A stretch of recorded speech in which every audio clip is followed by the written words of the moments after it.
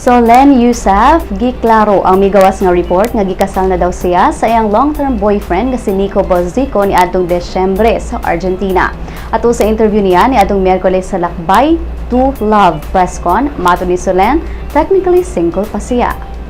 I haven't done any church, I haven't done any, wala akong wedding. Parang appreciating. Pero it was more important talaga for the Argentina.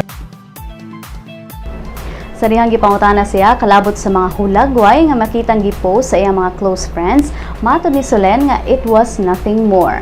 Gani wasab siya magdahom nga magbakasyon sa Argentina ang iyang igsong si Solenn Heussaff o girlfriend niini nga si Ann Curtis, Isabel Daza o boyfriend nga si Adrian Semblant o best friend niyang si Georgina Wilson. Midesider lang daw sila nga magbakasyon. Butyag ni Solenn nga kaslon siya sa France apan dili pa karon.